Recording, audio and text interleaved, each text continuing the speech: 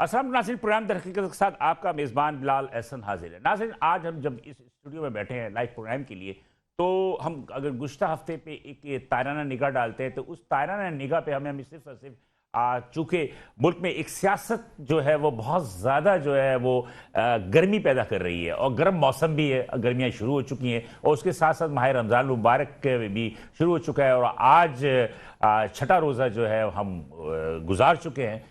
लिहाजा इस माह रमज़ान मुबारक के आगाज़ के साथ ही फिर सियासत की गर्मी, फिर मौसम गर्मा, इन तमाम चीज़ों ने लेकर इस वक्त मुल्क में एक गंभीर सूरत हाल पैदा कर दी है।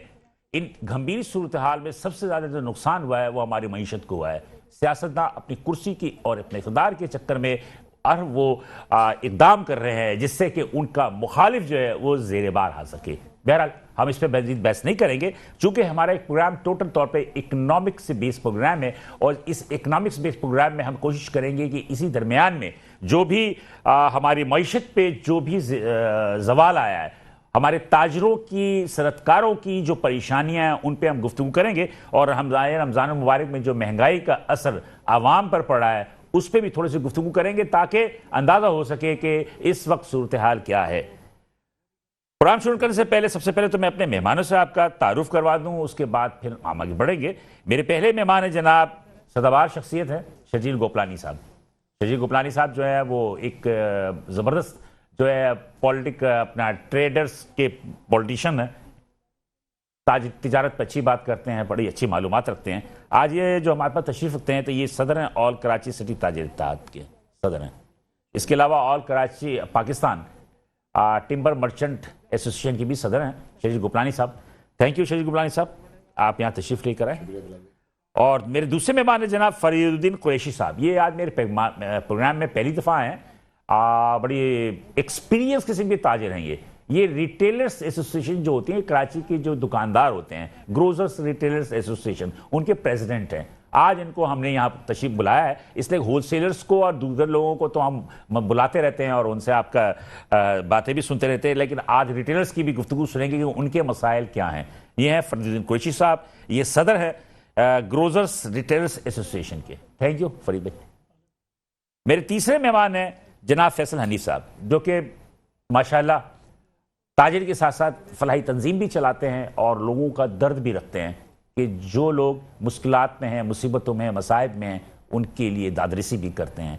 तो फैसल हनीफ साहब जो है ये एक फलाही तंजीम भी चलाते हैं, उनका नाम है हम कराची सोशल वेलफेयर ऑर्गेनाइजेशन, और ये उसके सरबराह हैं। Thank you Faisal Hanif. और मेरे हम इस प्रोग्राम में हमने तीनों मेहमानों के तारुफ करवा दिया। यहाँ पे एक रिपोर्ट देखते हैं, रिपोर्ट के बाद दोबारा हाजिर। रमजानुल मुबारक के महीने का आगाज हो चुका। इसके साथ साथ अशिया जरूरियात जिनमें खास तौर पर फल, दूध, मुर्गी का गोश्त और ग्रोसरी आइटम्स के नर्ख बुलंद तरीन सतह पर पहुँच चुके हैं। गो के controller general prices commissioner Karachi ने मुख्तलिफ अशिया के नर्ख को मुतालिका इदारों और ताजिर तंजीमों की मुशावरत से जारी कर दिया है, लेकिन ताजरों का कहना है कि इंतजामिया मईशत के उसूल, तलब और रसद के उसूलों से ना वाकिफ है, और इस वक्त दरामदी अशिया डॉलर के नर्ख में इजाफे की वजह से और दरामद पर महदूद पाबंदी के बायस महंगी हो रही हैं। अवाम रवां बरस माह रमजान की खरीदारी बहुत सोच समझ कर रहे हैं, लेकिन अभी भी बचत का रुझान ना होने के बराबर है। होलसेलर्स और रिटेलर्स मजिस्ट्रेट के छापों और जुर्मानों से शदीद परेशान हैं। उनका कहना है कि जब अशिया जरूरिया हमें महंगी मिलेंगी तो सरकार के कम नर्ख पर कैसे फरोख्त कर सकते हैं। दूध के सरकारी नर्ख में गुज़िश्ता माह इजाफे के बावजूद दूध सरकारी नर्ख से 20 से 30 रुपए महंगा फरोख्त हो रहा है। मौशी माहिरीन का कहना है कि हर शय दरामद करने के नताइज आज कौम भुगत रही है। हुकूमत ने लाइव स्टॉक पर कभी तवज्जो ही नहीं दी, जिसके फरोख से दूध और गोश्त कम कीमत पर मुहैया हो सकते थे। ज़राई मुल्क होने के बावजूद दालें और गंदुम दरामद करना पड़ रही हैं। इस वक्त हुकूमत सियासी सरगर्मियों के साथ साथ रमजानों में अशिया जरूरिया के नरखों को कंट्रोल करने और तलब और रसद को मुतवाज़ुन रखने के लिए इकदाम कर रही है, लेकिन अवाम इससे मुतमईन नहीं। माहिरीन की पेशगोई है कि मुस्तकबिल में पेट्रोल की कीमतों में इजाफे के बायस महंगाई की शरह 50% से भी ऊपर जा सकती है। सियासी जमातें अपने इक्तदार के लिए जितनी जद्दोजहद और तवानाई सर्व करती हैं, इतनी वो महंगाई के खिलाफ नहीं करती। यही वजह है कि बरसर इक्तदार हुकूमत अपनी मनमानी पॉलिसियों पर अमल पैरा है। नाज़रीन, एक रिपोर्ट आपने देखी, इस रिपोर्ट को ही हम अहाता करते हुए गुफ्तगू के सिलसिले को आगे बढ़ाएंगे, और अपने मेहमानों से इस पर हम देखेंगे कि दरहकीकत पस मंज़र क्या है। लेकिन यहाँ पे एक छोटा सा कमर्शियल ब्रेक लेंगे और कमर्शियल ब्रेक के बाद दोबारा हाजिर होते हैं, तो अपनी गुफ्तगू का तसल्सल के साथ जारी रखेंगे। साथ रहिएगा।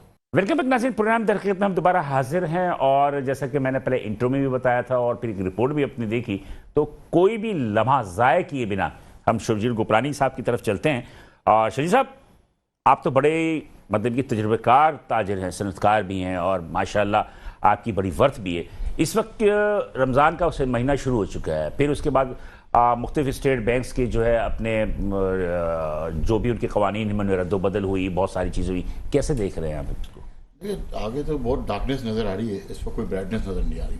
मैं मतलब उम्मीद नहीं है, कोई भी उम्मीद नज़र नहीं आ रही। मैं लास्ट वीक मुलाकात करके आया हूँ कॉमर्स के अंदर, additional secretary to the commerce, और कुछ चीज़ें डिस्कशंस हुई हैं और जो स्टेट बैंक ने एक क्लैरिफिकेशन का नोटिफिकेशन भी जारी किया है 2 दिन पहले, कि जो उन्होंने पहले तो आपको आपके लास्ट प्रोग्राम में जब मेरी बात हुई थी, मैंने आपको बताया था कि स्टेट बैंक जो है वो कमर्शियल बैंक्स को पावर दे रहा है कि आपकी मर्जी, आपके स्वावदीद, आप जो चीज़ इंपोर्ट करवाना चाहें आप उसको इंपोर्ट करने की परमिशन अपने इंपोर्टर को दे सकते हैं। उस चीज़ को कंटिन्यू करते हुए कुछ बैंक्स ने जो है मार्जिन 100%, किसी ने 125% मार्जिन रखे और माल की परमिशन दे रहे थे इंपोर्ट करने की 180 डेज और 365 डेज, जिसके लिए क्लैरिफिकेशन स्टेट बैंक ने 2 दिन पहले इशू की है कि आप मार्जिन कोई भी बैंक नहीं रखेगा कमर्शियल बैंक, और जो भी इंपोर्ट होगा वो आप करने की परमिशन दें। और ये भी IMF के कहने पे, ये सब IMF के कहने पे, इससे इंपोर्ट पर जो पाबंदी उठाई है इन्होंने IMF के कहने पे और यूरोपीय यूनियन के एहतजाज पे उन्होंने उठाई है, तो इस वक्त क्या है इंपोर्ट की क्या सूरत हाल है आपके पोर्ट्स की? देखिए, अब कमर्शियल बैंक इस वक्त जो है वो ब्लैकमेल कर रहे हैं। कमर्शियल बैंक आपको डॉलर कितने पे दे रहे हैं वो? डॉलर इस वक्त तो मार्केट से 10 से 15 रुपए ऊपर में ही डॉलर इस वक्त बैंक से हो रहा है, लेकिन डॉलर का भी रेट इसलिए फिक्स नहीं हो रहा क्योंकि वो पेमेंट होगी 365 डेज या 180 डेज बाद जी। तो अब डॉलर तो जब हमारा साइट LC हो नहीं रही, कैश अगेंस्ट डॉक्यूमेंट इन्होंने टोटल बंद कर दिया है, DP भी बंद कर दिया, डिलीवरी पेमेंट अब सिर्फ है 180 डेज और 365 डेज। वो भी हमें तो ये लग रहा है कि 180 डेज के बाद स्टेट बैंक हमें कहेगा आप इसको सेटल करें डायरेक्ट, वो डायरेक्ट सेटलमेंट में भी क्या होता है हमें समझ में नहीं आ रहा। अच्छा, दूसरी बात एक और भी मैं बता रहा हूँ ना कि मिसाल के तौर पर 20% जो इनका इंटरेस्ट की शरह बढ़ा दी, तो हमारे यहाँ तो तकरीबन तमाम चीज़ें जो है वो इम्पोर्ट हो रही हैं, जिसमें कि अशिया ज़रूरिया भी है, दाल है और आपके चने हैं और तक इम्पोर्ट हर चीज़ हो रही है। और आपको मैं तो ये बताऊँ कि सब्जी मंडी में मैं गुज़श्ता दिन में गया तो मैंने देखा कि डॉलर नहीं है, इंपोर्ट जो बंद है, लेकिन तुर्की के सेब, ईरान के सेब, चाइना के सेब बिक रहे हैं, तो ये कहाँ से आ रहे हैं? सब बॉर्डर, आपका बॉर्डर ट्रेड शुरू हो गया है, स्मगलिंग आपकी बढ़ चुकी है। इस वक्त आपका ईरान का बॉर्डर जो है इस वक्त बहुत बिजी है, आपका जो है इस वक्त खुला स्मगलिंग हो रही है, कंप्लीट स्मगलिंग तो खुल के शुरू हो गई है और कॉमर्स भी इसमें इन्वॉल्व है। बाकायदा कॉमर्स भी अब तो कहता है कि भाई आप ईरान से माल मंगाएं। अच्छा जी, क्योंकि इनके तो मैं तो हैरत कर रहा हूँ, मैं आपको बता रहा हूँ, डार्कनेस ही डार्कनेस नजर आ रही है इस वक्त। आप लीगल तौर पे कोई कारोबार आपके पास रहा नहीं है इस मुल्क में करने के लिए। अच्छा, आपका मसले की बात यह कि आप कराची और कराची सिटी ताजिर इत्तेहाद के सदर भी हैं, इस वक्त आप क्या महसूस कर रहे हैं कि माह रमजान मुबारक आ गया है, तो इसका क्या फर्क पड़ा है इंपोर्ट की पाबंदी से? इंपोर्ट की पाबंदी अपनी जगह है, लोकल सारा कारोबार इस वक्त कोलैप्स हुआ हुआ है, टोटल कारोबार ठप है, मार्केटों में सन्नाटे पड़े हुए हैं। लेकिन यार मुझे तो खरीदार नजर आ रहे हैं हर दुकान। नहीं, मैं आपको बताऊंगा, मैं मार्केट में बैठा हुआ हूँ, जो पूरा दिन जिस तरह के सन्नाटे में, अभी आपके ऑफिस आया हूँ, मेरा घर से यहाँ आने में मुझे 40-45 मिनट लगते हैं आम दिनों में, आज मैं 20 मिनट में पहुंचा हूँ। आप देखिए रोड पे ट्रैफिक नहीं है, लोगों का रुझान महंगा हो गया, लोगों का रुझान बहुत कम है। नहीं, लोगों की कुव्वत खरीद सबसे बड़ी बात है वो कम हो चुकी है, और लोग अब इस वक्त ब्रेड एंड बटर के चक्कर में इस तरह उलझे हुए हैं कि बाकी चीज़ों को पहुंचना मुश्किल है। आपकी ग्रोसरी इतनी महंगी हो गई है, आपका राशन इतना महंगा हो गया है कि आप बाकी चीज़ों को नहीं संभाल सकते। मेरे को तो ज़्यादा प्रॉब्लम ये नज़र आ रहा है कि आगे जाके आपके बच्चों की एजुकेशन का क्या होगा। आप देखें एजुकेशन भी डे बाय डे महंगी होती जा रही है, और हुकूमत की तरफ से और स्टेट की तरफ से तो कोई सपोर्ट नहीं है कि आप अपने बच्चों को पढ़ा पाएंगे, क्योंकि इस वक्त तो 30-35 हज़ार रुपये वाला शख्स जो है उसका तो गुजारा बहुत ही मुश्किल हो गया है, वो तो अपनी ग्रोसरी भी पूरी नहीं कर सकता। ग्रोसरी पे मुझे याद आया कि नाज़रीन, मेरे टेलर एसोसिएशन के फरीद कुरैशी साहब मेरे पास मौजूद हैं। फरीद साहब, आप तो माशाल्लाह एक तवील अरसे से जो है ना इसमें है, क्या होलसेलर्स की ब्लैकमेलिंग की वजह से सारी चीज़ें महंगी हो रही हैं या दुकानदारों का कसूर है? नहीं, इसमें होलसेलर्स का नहीं है, इसमें जो एक मईशत पर असर पड़ा है हमारे मुल्क में, सबसे पहले डॉलर का है, पेट्रोल है, बिजली है, गैस है, इन अशिया की जो कीमतों पर इजाफा हुआ है, जिसके बाद हर चीज़ पे इजाफा शुरू हो गया। लोगों ने स्कूलों की फीस भी बढ़ गई, ट्रांसपोर्ट का किराया भी बढ़ गया।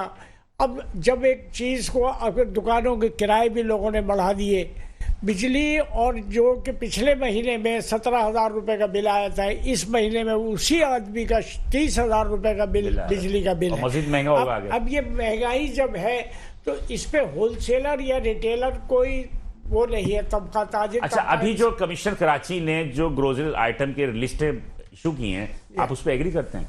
नहीं, देखिए उसमें बहुत सी चीज़ों में कमी है, किसी में जाती है, इसलिए कि वो उससे इस मरतबा हमारे से कोई मशावरत नहीं हुई।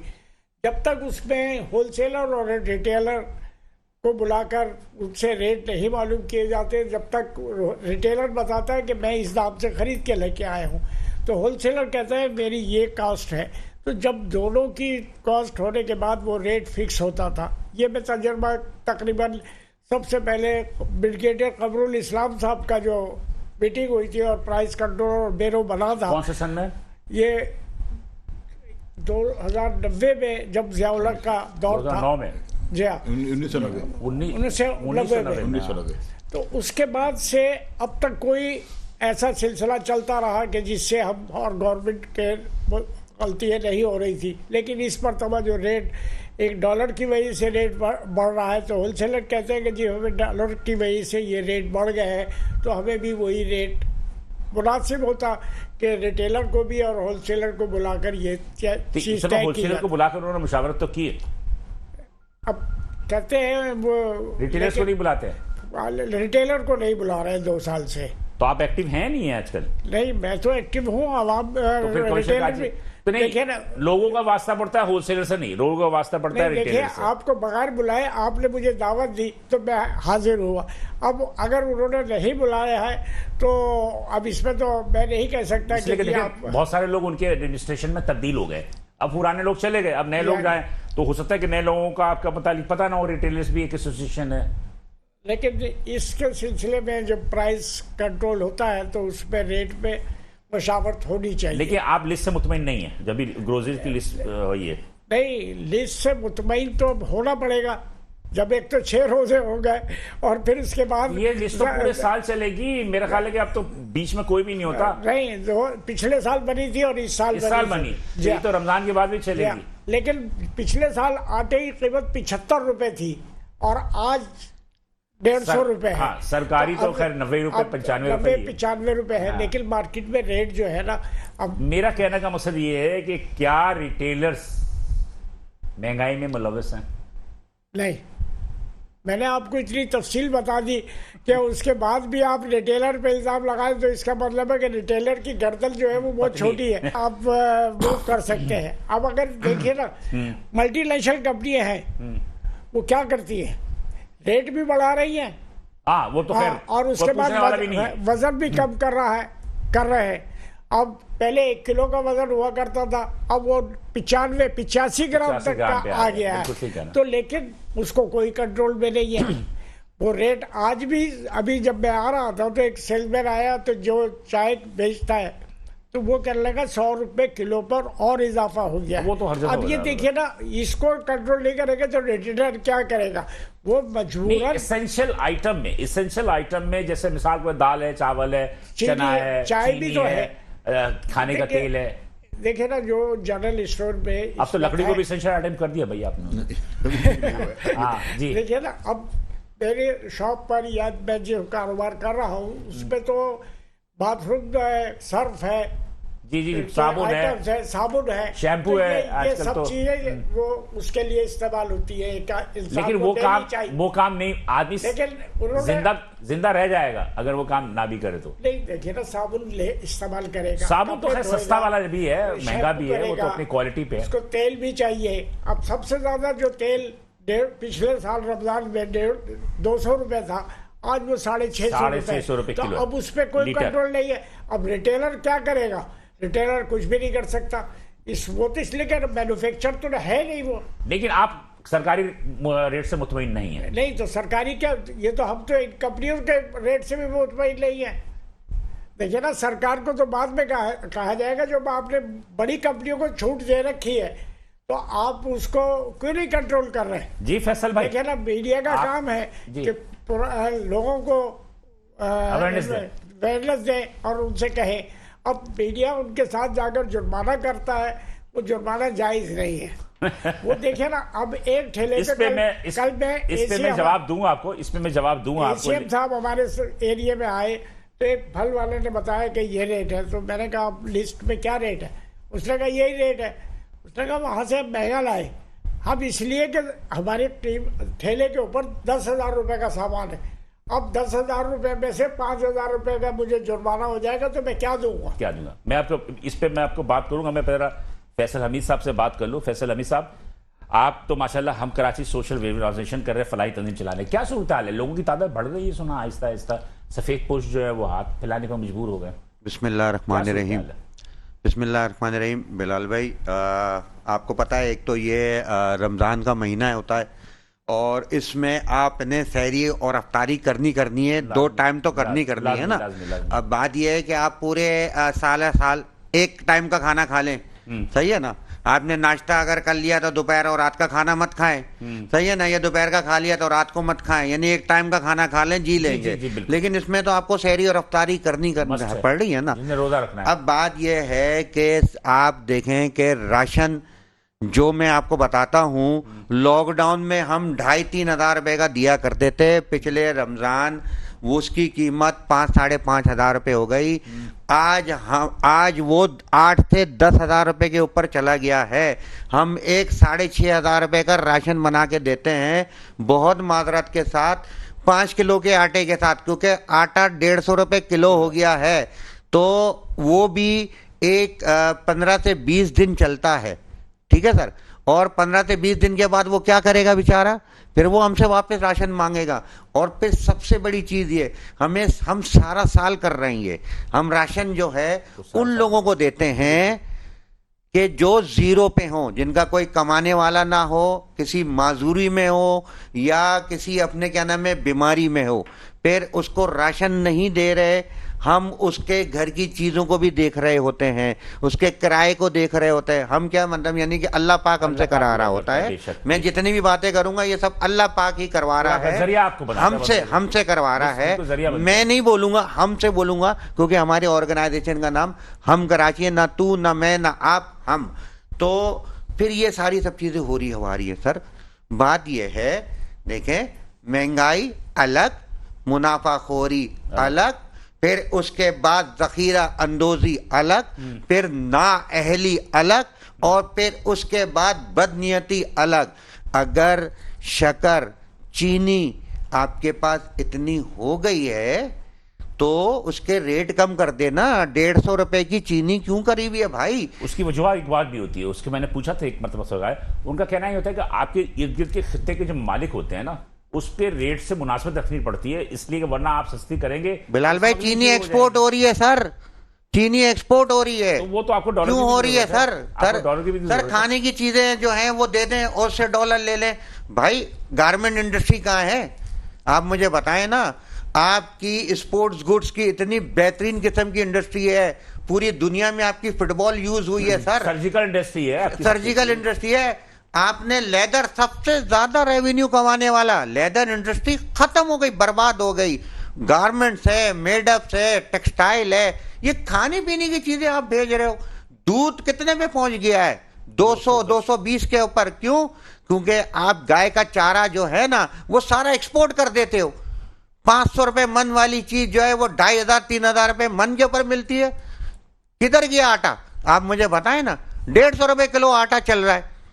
करें ना बाइकआउट, क्यों नहीं करते आटे का बाइकआउट? आटे को बाइकआउट करेंगे तो खाएंगे क्या? तो फिर यही तो बात है ना। उन्हें पता है, मालूम है कि फल के बगैर तो रह लोगे। और बहुत से बहुत 1 महीने की कहानी है ना फल। अब देखे ना, किया ना सीधे हुए। देखिए बाइकआउट कामयाब तो नहीं हुआ, अवाम ने भी उतना कोई सर देखे रिस्पॉन्स नहीं दिया, तो रहे ना सर। कम से कम ये उठे तो हैं, किया तो है। बात ये है कि कैंपेन तो चलिए, सब चीजें हुई तो है। बात ये है कि मौजूद के साथ हमारे यहाँ कुछ जो है सियासी तौर पे भी नारे लगाते हैं ताकि मीडिया उसकी तरफ रागिब हो, उनका चेहरा टीवी पर नजर आए और उसके बाद खत्म। सर खुदा के वास्ते कर रहे हैं, वो तो करने दें, इस कौम को ऐसा मार दिया है सर। बात ये है कि रमजानों में अगर सबसे ज्यादा लोग अगर खाते हैं तो वो फ्रूट ही खाते हैं पूरे साल में, एक महीना ना। तो आपके बाइकाट का असर इसलिए भी नहीं हो रहा है कि नेचुरली आवाम जो है हमारी बेहिस हो चुकी है, आवाम की सेहत पर कोई असर नहीं पड़ता। 200 रुपए दर्जन केले बिक रहे हैं, खरीदार है तो बिक रहे हैं ना सर। तो ये फिर किसका काम है सर, आप मुझे बताएं ना। ACDC ये बचत बाजार लगाए हुए हैं, आप जो काम फलाई तंजीमें और समाजी तंजीमें कर रही थी वो काम वो चीज गवर्नमेंट ने करना शुरू कर दिया, ठीक है ना। हम तो सब्सिडाइज कर रहे हैं सर। हम अफ्तारी किसी को अगर अल्लाह पाक के करम से उसके घर तक पहुंचा रहे हैं, उसको दे रहे हैं 500 550 रुपए की एक दफा की एक बंदे की अफ्तारी पड़ती है। हम कहते हैं भाई तू 250 दे दे, 300 दे सकता है तो दे दे, नहीं दे सकता तो फ्री में ले जा। लेकिन हम भिखारी नहीं बना रहे, लेकिन बात यह लोगों का हाल बुरा कर दिया है सर। हुकूमत तो भिखारी बना रही है ना, मुफ्त आटा ले लो, मुफ्त आटा ले लो। कहाँ है सर मुफ्त आटा, कहाँ पे मिल रहा है मुझे बताएं ना सर। मुफ्त आटा कौम जो है वो मतलब कि सर यूटिलिटी स्टोर मुझे बताएं ना, यूटिलिटी स्टोर पे क्या चीजें मिल रही हैं आप मुझे बताएं। मुझे एक ब्रेक के लिए कहा जा रहा है नाज़रीन, यहाँ पे एक छोटा सा ब्रेक लेंगे, ब्रेक के बाद हम दोबारा हाजिर होते हैं तो अपने मेहमानों से गुफ्तगू सिलसिला जारी रखेंगे। साथ वेलकम नाज़रीन, प्रोग्राम दर हकीकत में हम दोबारा हाजिर हैं और हमारे वफ़े में जाने से कब जो गुफ्तगू हो रही थी, यकीनी तौर पर हमारे तीनों मेहमानों ने अपने जो ख्यालात किए उससे यकीनी तौर पे मैं समझता हूँ कि कम से कम मैं तो मुत्तफ़िक़ हूँ तीनों की बातों से, और ये तीनों अलग अलग शोबे से हैं। शरीफ साहब, एक बड़ा अच्छा मौजू चल रहा था अभी वक्फे में, ये जो जगह जगह लोग दस्तरखान बिछा देते हैं, आप इसके कायल हैं? नहीं मैं तो एक बात करूँगा, जनरल पूरी दुनिया घुमा हुआ हूँ अल्हम्दुलिल्लाह। आपने भी बहुत सी दुनिया के बहुत जी बिल्कुल। कौन से ममालिक में इस तरह दस्तरखान लगा के कौमें आगे गई हैं, कौम को आगे ले जाने की। देखें हम आज 75 साल के बाद हमारी माशियत डाउनफॉल हुई है, आज महंगाई का हम शिकार, दुनिया है महंगाई का शिकार, लेकिन जो प्रॉब्लम्स हमारे पास है वो दूसरों के पास नहीं है। इसकी वजह यह है कि शायद मैं ये समझता हूँ कि हमारा ट्रैक ही गलत है। हमने लोगों को मछली पकड़ना नहीं सिखाई, मछली खाना तो सिखा दी। अब लोगों को अगर मछली दूसरों से मांगना सिखा दिया। मैं अब देखें, मेरा ताल्लुक बेमन बिरादरी से, हम हर साल ज़कात हमारी कम्युनिटी जमा करती है, लोगों को मकान भी देते हैं, कारोबार भी कराते हैं। मैं यकीन करें, मैं खुद देखता हूँ, और ये सुनी सुनी बात नहीं, अपनी आंखों से देखी बात है। वो दादा को हमने फ्लैट दिया था हमारे बड़ों ने भाई ज़कात में, फिर उसके बेटे ने लिया, फिर उसके पोते ने लिया। वो भाई आपने ज़कात है ही गरीबों के लिए, ज़कात है ही नादारों के लिए, ज़कात है ही मुफलिसों के लिए, लेकिन ज़कात उसको इस तरह दें कि वो अपने पाँव पे खड़ा हो जाए। अच्छा आप ये बताएं, मैं आगे बढ़ूंगा फिर, मैं मुझे बताएं ये ज़कात और खैरात की रकमें, ये जो मुख्तलिफ फलाही तंजीमें हैं, मिसाल के तौर पर मैं किसी पे पॉइंट आउट नहीं कर रहा, ये जो बड़ी बड़ी तंजीमें जो इश्तहार देती हैं, जो इश्तहार भी चला रही हो कि हमें दें, और उन्हीं पैसों से चला रही होती हैं इश्तहार, क्या उनको देना मुनासिब है? नहीं, बल्कि इसके तो जो देते हैं उनको ये भी सोचना चाहिए कि जो उनके सरबराहान हैं, जो उनके बैठे हुए हैं, उनका जरिया आमदनी क्या है। देखिए NGO जो दुनिया में चल रही हैं, हम देखते हैं, मैंने काम किया है सुनामी रिलीफ वक्त में, मैंने श्रीलंका में भी काम किया था, यहाँ पे भी बहुत सी चीज़ों में मैं इन्वॉल्व रहा हूँ रेड क्रिसेंट्स के साथ। और तो $50,000 का उनका पैकेज होता है साल का स्टाफ का।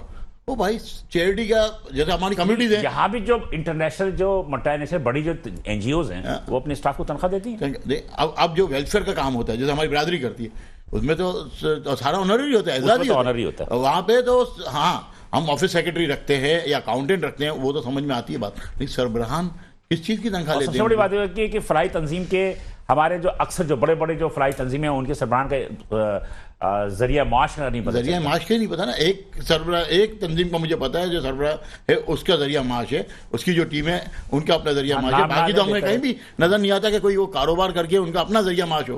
तो ये चीज़ें बहुत ज़रूरी है। और देखें, ज़कात का हुक्म घर से। अच्छा मौजूद के बाद पता है मुझे कैमरे पे कहना चाहिए नहीं कहना चाहिए, अक्सर लोग ये कहते हैं नाजरीन कि 11 महीने तक जो है सब चोर बाजारी चल रही होती है और 1 महीने में ज़कात और सदक़ात देख के अपने आप को नहीं देखें, ये गलत बात है। आप चोर बाजारी चल रही है, फलाना चल रहा है, क्या मैकेनिज्म नहीं है सिस्टम का? ये देखें, किसी को नेगेटिविटी को बढ़ाना देना ये गलत बात है। बहुत से लोग ऐसे हैं जो पूरी जिंदगी सफेद पोशी में गुजारते हैं, जो अपनी ईमानदारी में गुजारते हैं, उसको तो हाईलाइट कोई नहीं करता।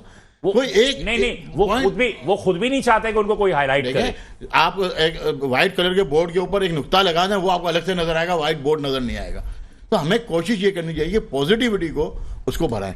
और जितनी ये फलाई तंजीमों से मैं गुजारिश ये करूंगा कि खुदारा लोगों को एम्पावर करें, लोगों को कारोबार की तरफ राग़िब करें। लोगों एक दफ़ा फेल होगा, दूसरी दफ़ा फिर हमें कारोबार की तरफ लोगों ले जाना पड़ेगा, जब जाके हम जो है अपने पांव पे खड़े होंगे। महंगाई का मुकाबला अब लोगों का जरिया आमदनी बढ़ा के कर सकते हैं। बिल्कुल, ये आप सब्सिडीज देके नहीं, सब्सिडीज देके हम मुल्क का बेड़ा गर्क करते हैं। यार भाई, IMF को भी तो आप पे सबसे बड़ा इत्तेफाक यही है ना कि सब्सिडाइज खत्म करो। फरीद साहब, मैं फैसल हमीद साहब से बात, ये आज का टॉपिक जो है ना, इस सारे का सारा टॉपिक फैसल हमीद पे जो है ना उनकी स्टेटमेंट में चलेगा, लेकिन उससे पहले मैं आपसे बात करूं।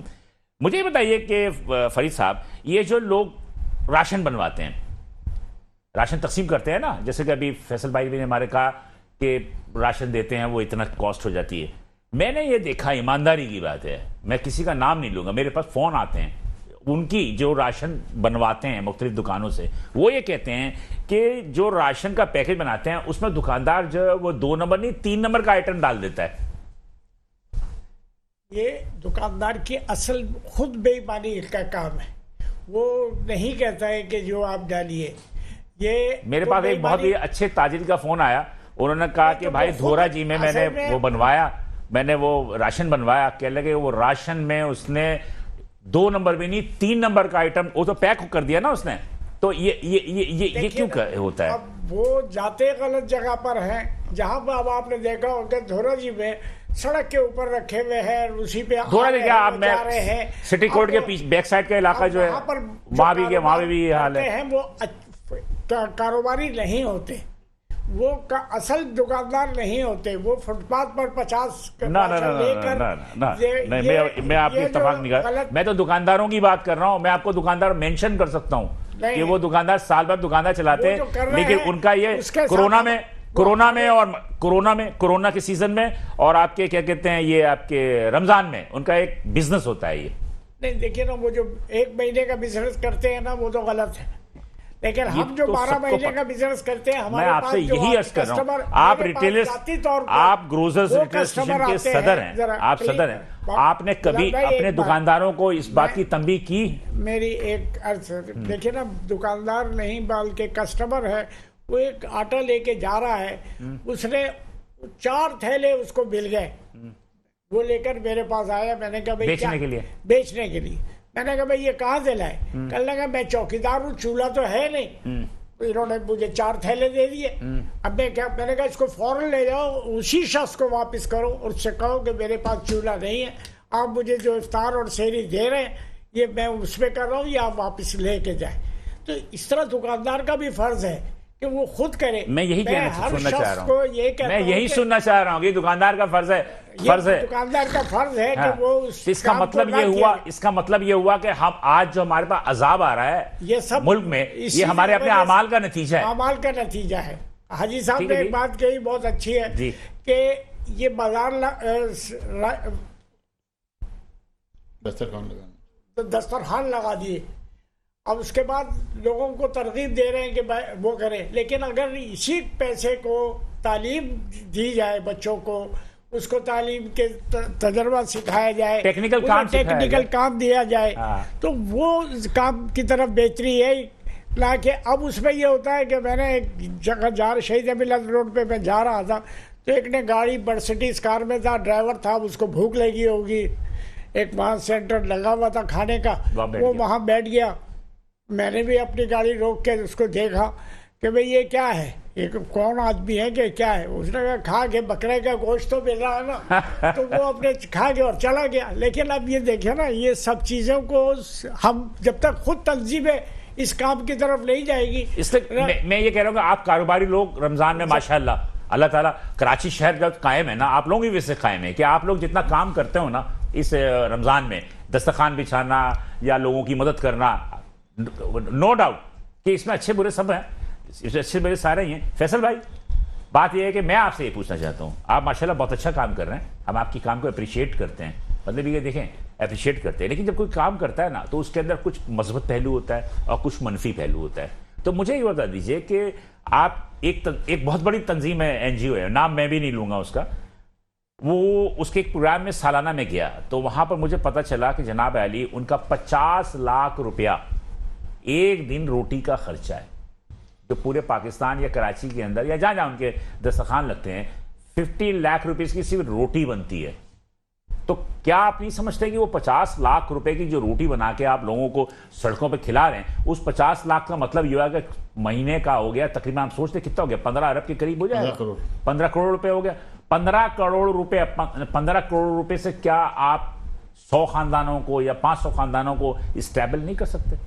एक तो बात मैं पहले बहुत माजरत के साथ मेरे सब बुरी लगी बैठे हुए सर, देखें सीनियर बैठे, नहीं मेरी बात, मैं सबको मैं कह रहा हूँ सीनियर मेरे बैठे हुए, मैं इनके आगे कुछ भी नहीं हूँ, मुझे तो अभी 4-5 साल हुए काम करते हुए, मैं सिर्फ अपनी बात करूंगा। जी जी ठीक है।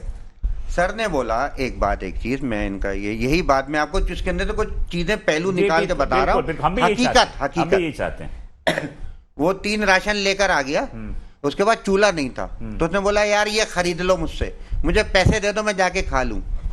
तो वही गार्ड, वही चौकीदार जिसके पास चूल्हा नहीं है। अच्छा, मुझे एक ब्रेक लेना, मैं आपकी कंटिन्यू करूंगा आपसे, मैं एक छोटा सा ब्रेक लूंगा, नासिर थोड़ा सा साथ रहिएगा।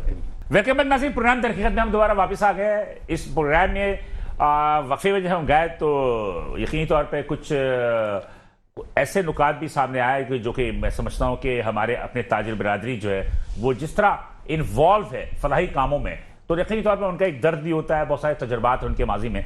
फैसल भाई, बात ये सारी मैं आपसे की तरफ ही आ रहा हूं, आप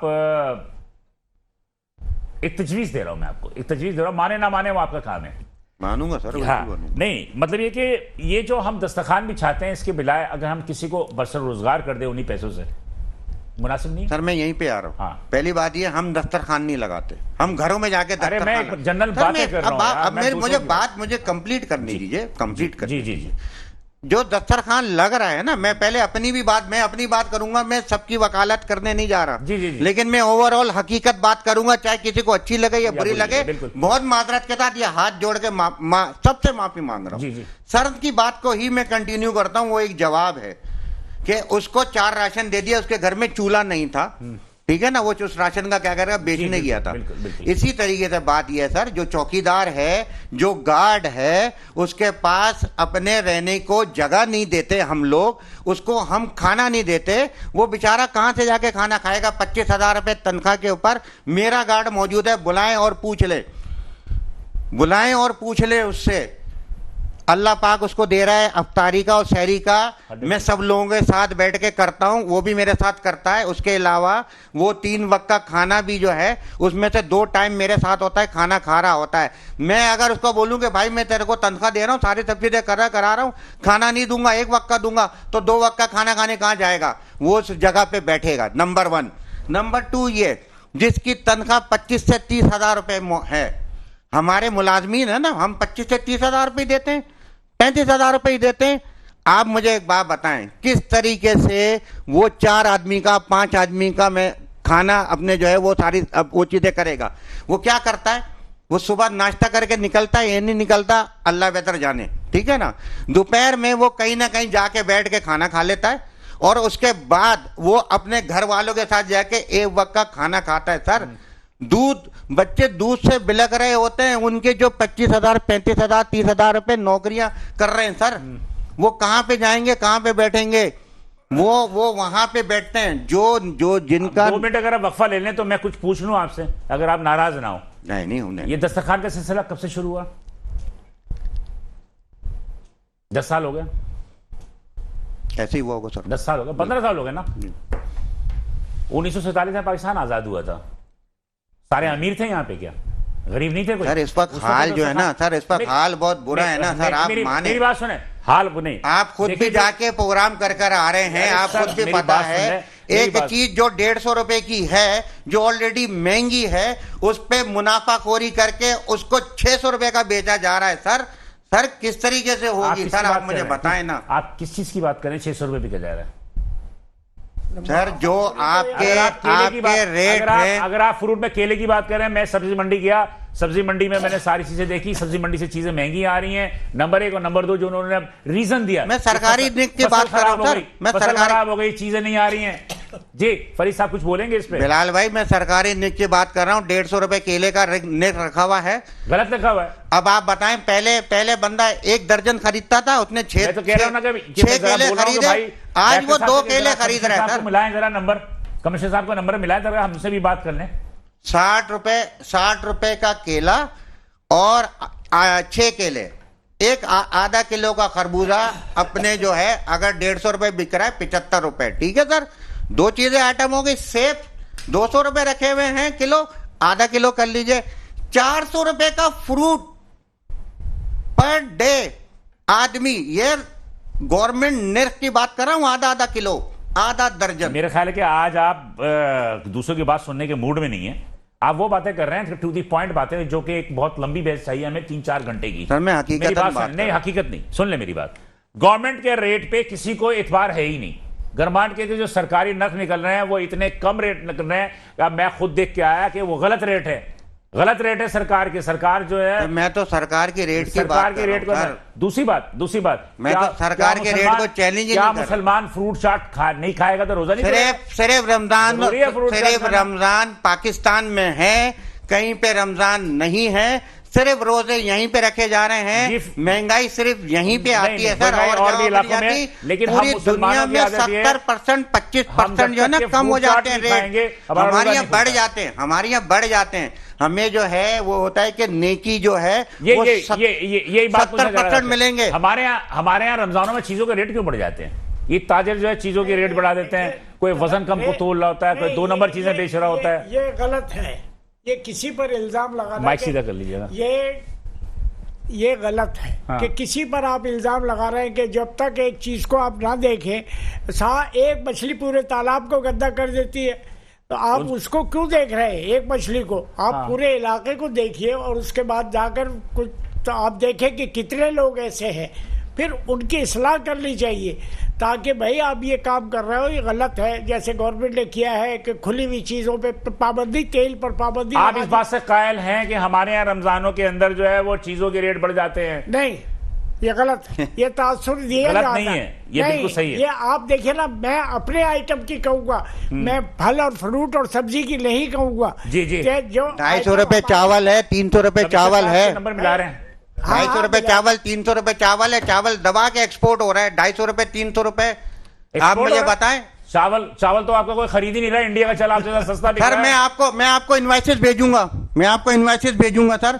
चावल एक्सपोर्ट हो रहा है, बिल्कुल हो रहा है, चीनी एक्सपोर्ट हो रही है, सारी आपकी जो है वो चारा एक्सपोर्ट हो रहा है, प्याज एक्सपोर्ट हो रही है। एक महीने पहले तक, बल्कि 1 हफ्ते तक फरीद साहब आप कुछ बताइए, आप बोले टमाटर आप क्या कह रहे थे? 100 रुपए के 4 किलो मिल रहे थे, अब 100 रुपए का 1 किलो मिल रहा है। रेट जो बढ़ता है वो डिमांड, दुकानदार पे ये ताजिरों पे इल्जाम है कि रमजान में पाकिस्तान में चीजों की कीमतें बढ़ जाती है। ये गलत है, इसलिए कि उसको समझना चाहिए कि डिमांड एंड सप्लाई पर रेट फिक्स होता है। डिमांड जैसे अगर आ जाती है, आज आ गई, तो उसके बाद वो रेट उसको मुनासिब होता है, और डिमांड कम होगी तो लाजिम आज केला कोई लेने के लिए तैयार नहीं। जो परसों था, जो 6 दिन में, आज और 6 दिन के अंदर केले की कीमतें कम हो गई, खरबूजे की फिर उसी पे रेट पे आ गई। तो ये 1-2 दिन में होता है। एक दूसरा नंबर भी दिया था, उस पर करो। मेरे वालिद साहब हज पे गए थे, वहाँ सेब लिए, तो उन्होंने कहा कि ये तो आज बहुत महंगा है। उन्होंने कहा कि शायद ये बढ़ जाएगा। उन्होंने कहा नहीं, आप मैं नहीं ले रहा हूँ। आपको पता है केला 3 ममालिक उसके में, बाद इनकी बात को मैं ऑन करूंगा, केला 3 ममालिक में एक्सपोर्ट हो रहा है, उसकी वजह से रेट बढ़ गया। एक फसल खराब हो गई। अब बात वही है, डेली 4 फ्लाइट जाती हैं, डेली 4 फ्लाइट जाती हैं अपने फ्रूट की, आपको पहले डेली 4 फ्लाइटें जाती हैं अपने लेकिन कपड़े, वेजिटेबल की। आप कपड़े के रेट देखें, जूते के रेट देखें, आप दीगर रेट देखें, आप यकीन कीजिए कि पाकिस्तान में जो है रेट रमजान शुरू होते ही बढ़ जाते हैं। अब यूएई से लोग आते हैं, सऊदीया से लोग आते हैं, कहते हैं 50% 60% चीजें के रेट नीचे आ जाते हैं वहां पे। ये इल्जाम है ताजिरों पे। ईरानी खजूर मैंने शिपमेंट करी है सर, बिलाल भाई। 1 मिनट या फैसल भाई जी जी। इल्जाम किसी पे लगाने से पहले उसको बताया जाए कि ट्राई भाई करने आप की पे दफा। ये इल्जाम है, आप इसको तशरीह को वो बताएगा कि नहीं। मेरे साथ ये क्या है। इल्जाम है या नहीं है? नहीं देखिए कुछ हकीकत है ना? बिल्कुल है, इसमें कोई शक नहीं है, लेकिन फिर वही बात आती है, डिमांड सप्लाई के साथ दुकानदार इतना मुनाफा नहीं कमाता है जितना पीछे से चीजें महंगी आ रही होती है। अभी आप खुद बोल रहे हैं कि केला जो है एक्सपोर्ट हो रहा है, लाजमी बात है जब आपके पास लोकल नहीं है तो वो फिर आपको, ये तो हमारे हुकूमत की पॉलिसी है कि पहले आप अपने मुल्क की चीजों को पूरा करें ना। असल में जितने आपके इदारे हैं, फैसल साहब ने जितनी पॉइंट आउट किए ना, चारा ये वो बिल्कुल दुरुस्त कहा उन्होंने। देखिए चारा आप एक्सपोर्ट को जो है आप पैन के इम्पोर्ट करते हैं। जी, देखिए आप चारा इंपोर्ट भी तो करते हैं, आप सोयाबीन इंपोर्ट करते हैं, आप सोयाबीन इंपोर्ट करते हैं, देखिए- लेकिन आप जो भूसा देखिए- होता है, चारा होता है, ये एक्सपोर्ट करते हैं आप। बिल्कुल करते हैं। आप ये सारी हुकूमत की पॉलिसी होनी चाहिए। इदारे शुमारियात क्या कर रहे हैं नहीं ना। उसको पता होना चाहिए कि कितनी डिमांड है हाँ। और कितनी हम एक्सपोर्ट में जा रहे अब हैं। आप जब अब डिमांड आप- अब आपके आप मुल्क की एक है। मामूली मिसाल दे दूं, टाइम ज्यादा नहीं, मैं बस मजा। बेसन रमजानों में सबसे ज्यादा चलता है ना, बेसन, काला चना, चने के, जी ना। आप बेसन ये देखें कि मैं तो खुद गया ना मजिस्ट्रेट के साथ, चने की दाल की बेसन सबसे अच्छी होती है ना, दुकानदार मटर का जो है ना बेसन बना के उसको चने के नाम पे बेच रहा है। तो वो एक आदमी ये को सारी- वजह से आप पूरे ताजरों को ना नहीं, नहीं, एक कहें। मिनट देखिए Mostly- नहीं। इसको चेक कौन करेगा? हाँ? चेक कौन करेगा? गवर्नमेंट का डिपार्टमेंट चलेगा। गवर्नमेंट के डिपार्टमेंट की नाहिली निगलेंस की वजह से आवाम तो मर गई। ये हमारी सेहत, अवाम मर गई। हमारी सेहत, आवाम मरेगी ना। अच्छा, आपकी जी, जी, हुकूमत, जी। आपकी हुकूमत सही फिर नहीं अगर होगी तो आवाम यही की होगा। कुछ चीज करने जाते हैं तो अच्छा, कहते हैं नहीं, यार जरा- भिखारी बना रहे हैं, फैसल साहब, मछली आपकी देखे, पकड़ मैं ये नहीं कह भिखारी रहा। बनाया पूरी हाँ। कौम, आज तक हम भीख पे ही हैं। हम भीख पे ही हैं। हमें हम एड तो मिलेगी है तो अपनी मैशे चलाएंगे। नहीं हमने करें भिखारी- महंगाई, आप तो certified प्राइम मिनिस्टर भिखारी नहीं हैं। करें प्राइम मुनाफाखोरी, मिनिस्टर को भीख मांग रहे हैं। खुदा की कसम खा के बोल रहा हूँ, नहीं करें महंगाई, नहीं करें मुनाफाखोरी, खुदा की कसम खा के बोल रहा हूँ। एक यहाँ पे जो है ना वो दस्तरखान नहीं लगेगा, सारी एनजीओ बंद हो आप बजाय जाए, मुनाफाखोरी, हजरत उमर ताजिरों का पे इल्जाम जमाना है। आ जाए ताजिरों पे इल्जाम कि है। ज़कात मौका देने दोगे- वाले हो लेकिन लेने वाले ना हो। ये है, मौका दोगे तो होगा ना। 2 नंबर जो लोग हैं उनको सजाएं दें। मगर क्यों? लोग हैं, बिल्कुल है, हर माशरे में होते हैं भाई। सजा क्यों है हाथ काटने की, चोरी की? आप सजाएं सख्त दें ताकि ये चीजें माशरा का सही तरीके से ट्रैक पे जाए। सही कह रहे हैं। 1,24,000 अंबिया अल्लाह ताला ने क्यों भेजे? इंसानियत की फलाह बहबूद के लिए ना, इंसानियत को ट्रैक पे लाने के लिए। आज जो हम अपने ट्रैक से हटे हुए हैं, हुकूमत का काम है कि सजा और जजा का निजाम से ही काम करे। मतलब ये है कि आप कहते हैं कि इसके अंदर कुछ मफाद पर ताजिर हैं, बिल्कुल जो कि ये करते हैं। ताजिरों के रूप, लेकिन- मफाद परस्त लोग ताजिरों के रूप में मौजूद हैं। लेकिन बात ये है, आप कपड़े खरीदने जाएं, जूते खरीदने जाएं, जिसे देखा जाए, ईद की खरीदारी हो रही है ना, हर चीज महंगी है। देखें, टूथपेस्ट या कोई भी आपका ब्रांडेड आइटम जो फैक्ट्रियों से आता है वो भी महंगा है, तेल भी महंगा मैं है, सबकी बात कर रहा हूं। ये भी महंगा। आपकी करेंसी आप कहाँ ले गए मैं तो यार? सबकी बात कर रहा हूं। 280 रुपए का डॉलर आप- आपका आज है भैया। एक आम सी चीज, 60 रुपए, हाँ, जी, जी। 60 रुपए का डॉलर था, हाँ, जी, आज जी। 280 है, तो 400 गुना तो आपके पास महंगाई हो गई जी ना। जी, रुपए तो कदर कम हो गई। देखिए ना, बिल्कुल। आप सन 1975 में मैंने कारोबार शुरू किया। जी जी, जब वो कारोबार किया तो एक ड्राइवर या एक मुलाजिम को रहते तो 450 रुपए के उसको तनख्वाह 450 भी बहुत बड़ी रकम थी। 450 रुपए तनख्वाह बड़ी थी। रकम थी, 450। आज 2400-2500 30,000 रुपए ड्राइवर की तनख्वाह है, और दूसरे वो पूरा नहीं हो रहा। तो वो भी पूरा नहीं हो रहा। देखिए तो ना, कहाँ से खाएगा? देखिए ना, वो बिल्कुल खाएगा सही कह या ना खाएगा उसका बात का मसला जी जी जी जी, कह पहले तो फैसल साहब, वो जो है ना वो अपने हुकूमत का काम है, अगर एक बंदे की 50,000 रुपए जी, से- हाँ। एक मिनट, हाँ जी, तो फिर तो वो रुपए की कदर कम हो गई ना हमारी। ठीक है, चले। अब जब रुपए की कदर कम हो गई आपकी तो बात उसके दुरुस्त है, हर मैं चीज मैं महंगाई मान हो गया, गई। मैं मान गया कि इसमें हुकूमत की पॉलिसी है, मान गया। मेरे पास टाइम बिल्कुल खत्म हो रहा, मुझे आखिरी अल्फाज में बता दीजिए कि ताजिरों को रमजान मुबारक में इंसान की फलाह बहबूद के लिए क्या करना चाहिए? एक मैं अल्फाज। एक ही बात सीधी कहूंगा कि इंसानियत की फलाह बहबूद के लिए अपना मुनाफा कम से कम रखें, लोगों को किसी तरीके से रिलीफ भी दें। रिलीफ दें ताकि लोग जो है अपने मामला सही तरीके से संभाल सकें। और खुसूसी तौर पे जो बात फैसल भाई ने बोली, हमारे अपने मुलाजिम देखें, उनकी तमाम जिम्मेदारी अल्लाह ताला ने अल्लाह हम ताला पे ने दी है, हम पे आज पूछा ही- जाएगा। बिल्कुल। उनके घर के किचन से लेके उनके बच्चों तक के मामला हमने खुद जी संभाला। फरीद साहब, क्या कहेंगे? जल्दी से बता दीजिए एक अल्फाज में, क्या करना चाहिए? आप दुकानदारों को क्या मैसेज देंगे? देखिए ना, आप अगर ईमानदारी से काम करेंगे तो लाजमी बात है कि उसमें बरकत भी होगी, रमज़ान भी आएगा तो वो भी बरकत में होगा, पूरा साल बरकत के अंदर चलेगा। लेकिन जब आपका नीयत खराब होगी और बेईमानी होगी, आप दूसरे पर इल्ज़ाम लगाते रहेंगे, अपना गिरबान में नहीं झांक के देखेंगे, तो अल्लाह ताला वो लाज़मी बात है कि अल्लाह ताला आपके साथ नहीं देगा। अब सवाल पैदा यही होता है कि हम लोगों ने अल्लाह को भूल गए और आपने नमोश नुमाइश शुरू कर दी कि हमारे यहाँ ये हो रहा है तो हाजी साहब क्या इतना होना चाहिए, क्या हाँ, मतलब कि अपने गिरबान में झांके और अपने अमाल के खुद बनाए। जी फैसल भाई, जी फैसल भाई, सर अपना अपना हिस्सा डालें, छोड़ दें कोई क्या कर रहा है क्या नहीं कर रहा है, ठीक है, कोई अच्छा काम कर रहा है साथ खड़े हो जाए, नहीं समझ में आता खुद कर लें, दिखा के करें, छुपा के करें, रोड पे करें, घरों पे जाके करें, अच्छा काम कर रहे हैं करें। थैंक यू आप तीनों हज़रात का बहुत शुक्रिया। नाज़रीन, बात यह है कि ये बहुत लंबा बहस हुआ है, इस पर इंशाल्लाह आइंदा प्रोग्राम में भी इसको हम गुफ्तगू लाएंगे और देखेंगे क्या सूरत होता है। लेकिन बहरहाल मेरा भी ये आखिर जाते जाते यही हमारे ताजरों के लिए, आवाम दोनों के लिए कि भाई आप अपने चादर जितनी है उतनी फैलाएं और उतनी अखराजात करें और अल्लाह से दुआ करें कि अल्लाह ताला हमारे लिए आसानियां फराहम करे। बिलाल हसन को इजाजत दीजिए, इंशाल्लाह अगले हफ्ते इसी दिन इसी वक्त आपसे दोबारा मुलाकात होगी। उस वक्त के अल्लाह हाफिज़।